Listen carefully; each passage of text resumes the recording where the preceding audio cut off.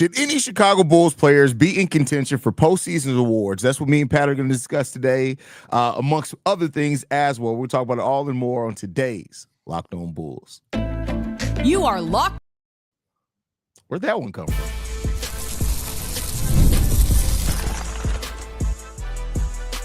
You are Locked On Bulls, your daily Chicago Bulls podcast. Part of the Locked On Podcast Network, your team every day.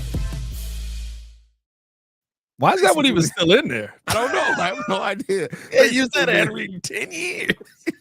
Thanks for tuning in to Locked On Bulls, member of the Locked On Podcast Network, where it's your team every single day. That's Pat, the designer, host, and creator of the Windy City Breeze and host of the Chicago Bears podcast over at ESPN 1000. He is dressed like John Candy from Planes, Trains, and Automobiles today, by the way. I'm Hayes, host and creator of Chicago Bulls Central, Chicago Bears Central, YouTube pages, and podcast. That's an all-time great movie, though. That's what a pull, though. What a pull.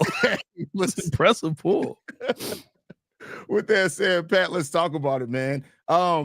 So in your opinion, I know that we've had great second half of seasons, however you want to look at it, about 30 to 35 games. Amazing play from Coby White, Josh Giddey. Miles Bucelis has come on late in the season when he became a starter, right around, I think was his first game starting right before Zach LaVine, I think was traded and starter after that. And those are the three players that I really look at, unless you think anything different, that have any type of case for being involved in any postseason awards. But what are you thinking there, Pat? Listen, I don't think any of them are going to be involved in any awards. Realistically, you didn't win a ton, or you didn't win enough games overall to be involved in any awards. I think that Modest, maybe you get some Modest with a all rookie team award, but even then, right? I think he should be all rookie first team. Mm-hmm. Season numbers do matter. We can say half of the season doesn't matter because he wasn't getting the run, and when he finally did hit, it mattered. Okay. Season numbers are going to matter. Modest's season numbers aren't better than majority of the top picks right now. But if you look at the second half numbers, he's probably the only guy ahead of him is Stephon Castle. Right, so you gotta play that in too. But outside of that, I don't think that there's going to be any Bulls that should be up for postseason awards because you didn't do enough through the season. You did enough in the second half of the season, but you didn't do enough through the season. I get it; the circumstances of different things changed, but the season does matter. Yeah, I mean, the season does matter. And that is the biggest thing holding these guys back from really having a legitimate chance in any postseason awards is that, when you look at the whole season in totality, like they didn't do enough. I mean, it sucks. It's unfortunate. Some of that is not from their own control or anything like that, but it still is the situation that you find yourselves in. You didn't do enough. And Modest Bucelis specifically, I think if Modest did for some reason start, not even started, but if he was getting a consistent 18 minutes a game the entire season, it wouldn't even be a question to me. He'd be right up there with Stephon Castles being in that consideration in my 100%. So.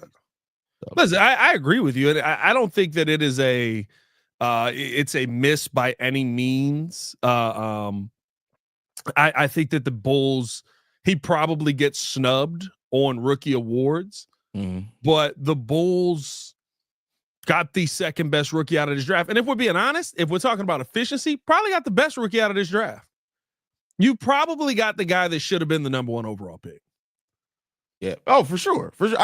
Of course, you're going to reevaluate it at the end of the season. There's going to be a lot of reevaluations on it again in 3 years or whatever. But as it stands right now, Modest should have been number one. At the lowest, I could say that if number two, if depending on how you rate Stephon Castle second half of the season, maybe. But yeah, you got a guy that probably should have gone number one overall in this draft. And, he fell, whether people want to look at it as he fell into AK's lap, they had to take him or whatever else. We've seen people fall into AK's lap before in Walker Kessler that he still looked at and said, hey, this guy brings everything that we need. Let's go out and get a young, unproven wing that has listen, no and Walker real talent Kessler, right the whole draft board was available to him in the P. Will draft, and he took P. Will. Like everybody fell into his that lap. wound's still open, Pat. We're not even going there, bro. That's Well, easy. I'm just saying there was so much that could have fell into his lap.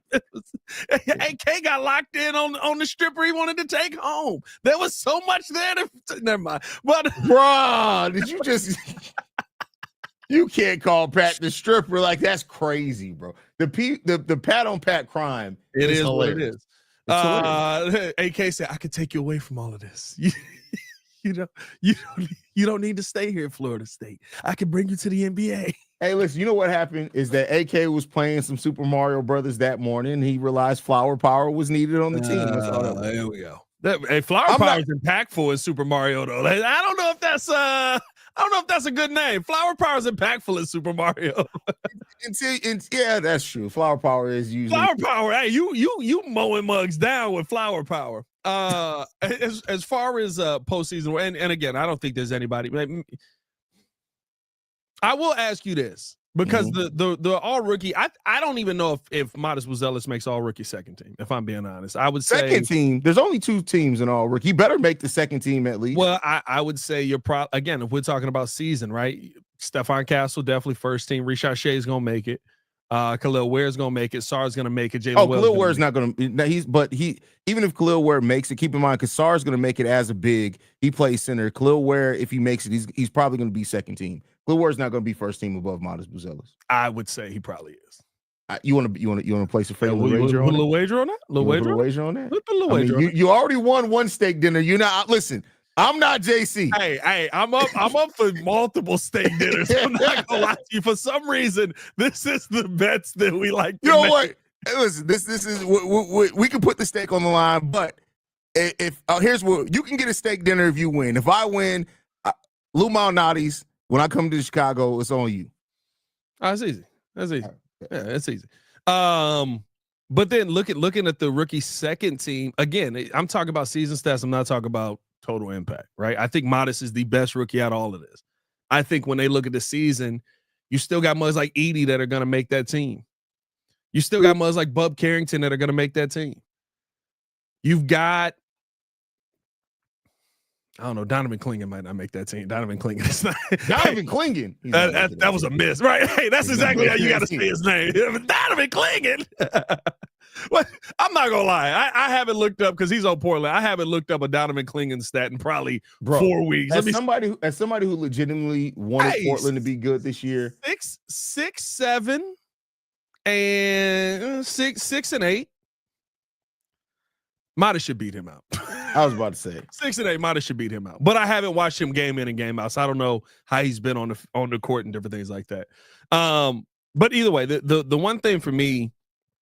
The rookie awards aside, the conversation on most improved player is Cade Cunningham. Right? Cunningham. Yeah, he's the number one guy. Yeah. And I want to say it was Bradley Beal. Maybe not Bradley Beal. Somebody said this on the podcast, but I kind of agree with this. Should top 5 picks be able to get most improved player if they're doing what they were supposed to be doing in the beginning and they just finally got to that point? This is a conversation that I had over on NBA Central, and I the thing is, the most improved player of the year award needs more firm guidelines, because what it's really becoming is the player on their rookie scale contract that has played the best that season. That's what that award's coming to. Essentially, because Ja Morant went from what? He went from 17 to 27. Yeah. I was like, most improved. I was like, 17 is not bad. I thought this was an award for a player that was bad that then got good. Exactly. It doesn't necessarily have bad to be good, but it's like either you, and that's why like Coby not winning last year was my boiling point for that award, because while Tyrese Maxey had a great season, Coby improved in role. He improved in output statistically more over the last season than what Tyrese Maxey did. Just everything that you're looking at, he improved more. And so it's like it isn't about really how you improved. It's about which player on a rookie's contract is having the best season. That's really what that award has turned into. And if you were going to give it to Maxey, give it to Maxey in 2021. Yeah. Tyrese Maxey in 2021 went from like 7 points a game to 17 points a game. That's the most improved season. Exactly. You are having a conversation on a guy who Coby White, who listen, I get Coby White was a solid scorer, 13 points in his rookie year, ends up continuing to get better and stuff like that. But the scoring was up and down, but his role did not exist. Yeah. Like he literally was not a part of the Bulls' future for a while there, and then all of a sudden he was a massive part of the Bulls' future. I think that should play a part into it. I don't think it will. I think Cade wins this award handedly this season. I don't even think there's another player on the list that makes sense outside of Cade based on the parameters that we've seen. But if Josh Giddey were going to win anything, I would think he would be in the running for that award. But the funny part is, I think when you look at the odds, I don't even think Josh Giddey's top 5 in odds on that award right now. No, and that's a big. But I think when voting comes in, he could get a little bit higher on that. I wouldn't be surprised if he finishes top 3, top 4 in that voting. Yeah. But then again, he may not, because people are going to look at it and say he was on a team that went to the Western. Like they're going to look at it at that the year before and not really look at the role. Because again, the most improved, what does that really mean for these voters? We have no idea. But we're going to move on from that. We're going to discuss Billy Donovan. How much longer will Billy Donovan be the head coach of the Chicago Bulls after the 2025-26 season? I want to get Pat's thoughts on that. But first, we got to get to a message from Hungry Root. Spring is here. Life is busier than ever. Between work, family, and everything in between, who has time for grocery shopping and meal prep? That's why I use Hungry Root. It makes eating healthy, delicious meals simple and stress-free. Hungry Root is like having your own personal shopper and nutritionist wrapped into one.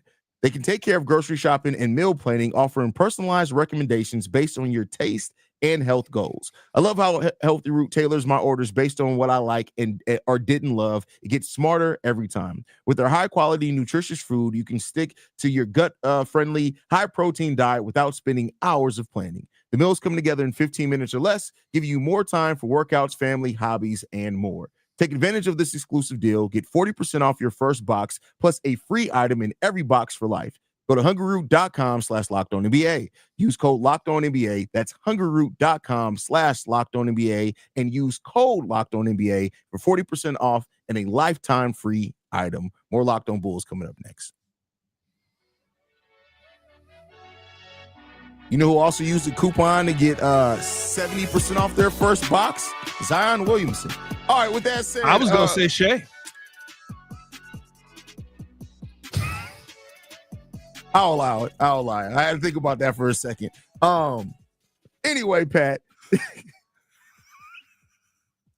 I'll allow it. JDH should have been on that list too, because we know where JDH is going. He was out there with the AK looking for Patrick Williams. Yeah, that's the same place he listed. That's hilarious. Billy Donovan has one more year left on his contract, as we know it right now, because this is Chicago Bulls talking about. For all we know, Billy Donovan received a 15-year contract extension that we won't find out about until he's 5 years into the extension. But with that said, Pat, how do you feel? How much longer do you feel like Billy Donovan is going to be the head coach of the Chicago Bulls? Until Billy Donovan's tired of being the head coach of the Chicago Bulls. Listen, Billy is the one thing I will give the Bulls. I don't know if it's credit on, but the one thing that I will say that the Bulls at least can acknowledge, they're not going to swap Billy Donovan out for Billy Donovan. Right? And that's what a lot of this coaching carousel Don't say that is. Yet. We'll see if Mike Malone shows up. But nah, give me Billy Donovan over Mike Malone. I ain't gonna lie to you. I said that a couple of times already. But I look at what the Phoenix Suns have done in 3 years, right? And you had Monty Williams, who went to the NBA Finals, and then you brought in Frank Vogel, who is just worse Monty Williams, and then you brought in why can't I think of the Bucks coach that won the championship?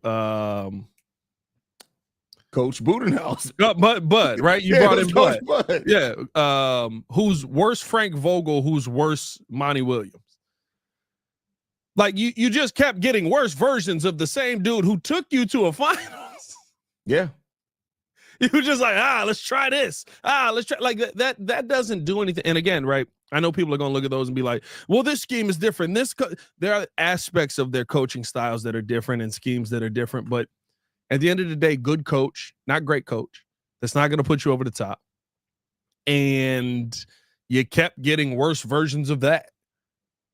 That's not the way to do business. And unfortunately, there's a lot of that in the NBA. So unless you've identified some young up and coming coach that you think is going to be, the next, dare I say, Billy Donovan in the NBA, because he was the young coach from college who came into the NBA. Young coach. I think Billy Donovan was like 40 when he came to the NBA. No, Billy was still in his 30s, I think. Was he? I think Billy was still in his 30s when he came to the league. He's 59 years old right now. He's been in the league a minute. He came into the league. Hold on. He might be in his 40s then. He came to the league in 2015. Yeah, he was in his 40s. Bro. Came to the league when? 2000 when? 2015. It was 10 years ago. 50s. Yeah.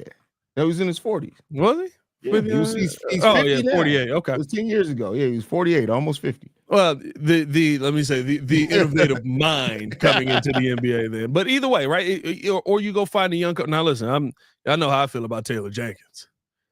I would love Taylor Jenkins in the building. I think that he is one of those coaches that is a difference maker. Absolutely. I think he's not a Monty Williams, not a Frank Vogel, now I don't know what the circumstances of his firing were. I don't know if there was we've talked about a few different situations. I won't bring up on Locked On Bulls here that maybe him and Mike Malone were both involved in, but I don't want to see the Bulls go out there and say, we're done with Billy Donovan. Let's go get Bud. Oh, that's gross. That's my opinion on it. Yeah, I mean, my mindset. Anytime somebody's like, "Well, if you fire Billy Donovan, who you gonna get?" A new fresh mind. Like, don't go after. This is what you did when you got Billy Donovan. You went after that voice. What was that? Who are you gonna get if you fire Billy Donovan? Annoying Bulls fans. I just give them the weirdest voice because there's some of y'all annoying as hell, bro. Like it's just. Sound like the demon parrot from freaking Full Metal Alchemist. No, you know what I was aiming for there? I was aiming for more annoying Jerry Seinfeld voice. That's what I was aiming for. More annoying Jerry Seinfeld voice. More annoying, yeah. Not a Jerry Seinfeld guy. Well, what's the deal with Cannon? Yeah, but what's going on with that candy? You eat candy, and then I think about Jack Candy. What's going on? That's not a bad Jerry Seinfeld. That's the first time I've ever done that. It's not a bad Jerry Seinfeld. Jerry Seinfeld. But no, I agree with you. You got to find a new, young, dynamic mind. It's not about going out and getting the name that everybody knows. What? Nothing. I'm just laughing at Jerry Seinfeld. Jerry Seinfeld was probably. How did I catch random strays on Locked On Bulls? Like what's happening here? If Jerry Seinfeld is watching Locked On Bulls, he needs to do something better with his life. I mean, hey, Jordan Crawford somehow found our stray, and it is what it is, bro. So, I mean, you never know who's watching nowadays. By the way, Jordan Crawford still does suck. But, Billy, I do think, and I know this is triggered a few people, mainly Whitney Mahorn when I say it, is that I'm not going to be surprised, especially if this team plays for an entire season like they played in February on this year. Don't be surprised if Billy Donovan gets a contract. Just don't. And listen, surprised. Billy Donovan is a coach that can coach you to wins. The question is, can Billy Donovan coach you to a championship? Yeah, I have no doubts in my mind that Billy Donovan can coach this team to a playoff berth, that Billy Donovan can coach this team to a ECF if you get the talent right on this team, that Billy Donovan, dare I say, probably can coach this team to a finals if you get a star. The question I have on Billy Donovan is, can Billy Donovan win an NBA championship? There's a lot of coaches that can coach to an NBA finals. And the question is, do you have the scheme? Do you have the setup? Are you that good of a coach that you can be the tipping factor in a game? Are you Eric Spoelstra? And listen, some coaches, it take a long time to get there. So you're saying that Billy Donovan is just the tip coach? He just get you to that point? I mean, listen. He blue balled OKC.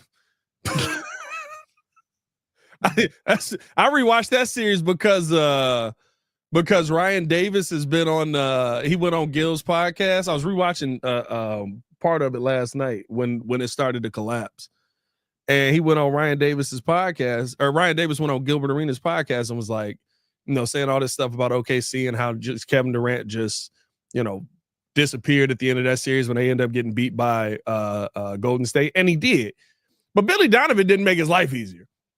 Yeah, that's true. Billy's game plan was like, go be Kevin Durant, which is not a terrible game plan, but it's like, hey, when I need a little bit of help trying to get over Andre Iguodala, give me some screens, give me something that's going to help me out. Run elevated, run the play they run it. Like, I think those are the moments where I truly question how far Billy can take you. But good coaches can get you a long way. Monty Williams went to a finals. Mike Budenholzer won one.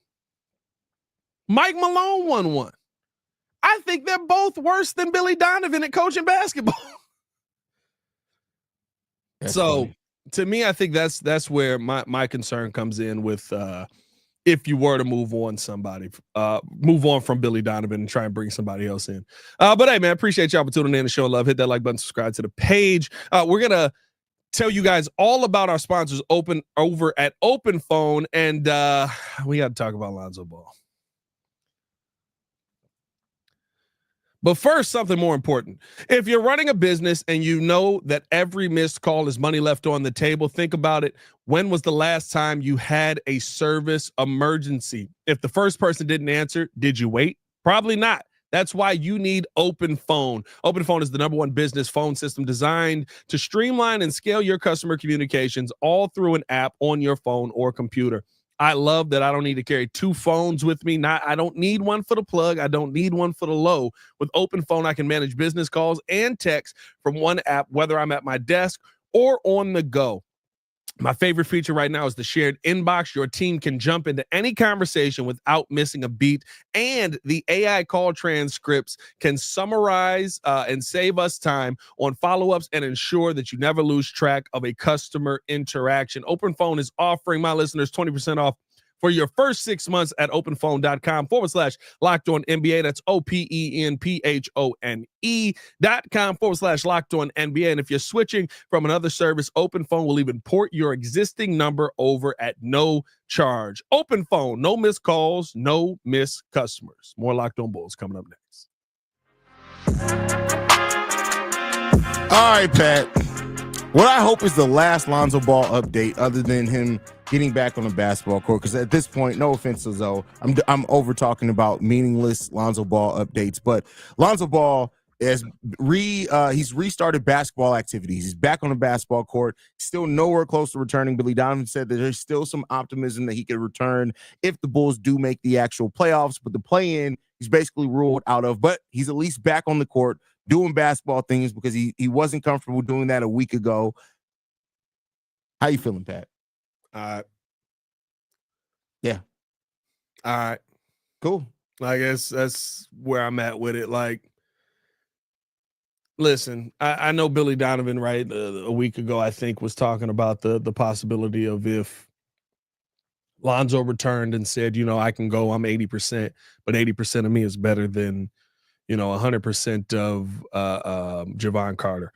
I mean, like, I don't know why he got this straight. Or 100% of Patrick Williams, right? And I'll play. I probably won't be able to shoot as well. And Billy said, listen, if he came to me with that scenario and he could go, I wouldn't mind playing him. But it is going to be, I'm going to watch him closely. At this point,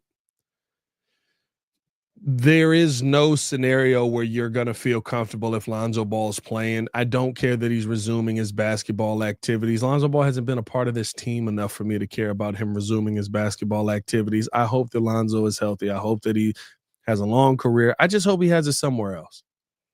Like, everybody was so excited just to hear that the Chicago Bulls welcome back Lonzo Ball on the opening stand. Like, I don't. Good job. Do you feel better about yourselves now? Played 35 games. He's not a basketball player. He's a part-time worker. I mean, like, you can have Buddy in the Big Three, basically. Like, go play there. We got 15 games for you in the Big Three. Like, that's where it's at this point. I mean, 35 games in the Big Three would be a full season in the Big Three. So there you go. Go play in the Big Three, bro. That's not the NBA. And it's no disrespect to you. I think that you're a good player when you're healthy. You're not healthy. You're never healthy. You're not going to be healthy. That's just the reality of it. It's not something that I wish on you. I hope that you are healthy. But more likely than not, based on the history, and I go off of what history states, you ain't going to be healthy. All right. Never seen a player get more healthy as their career got further into it.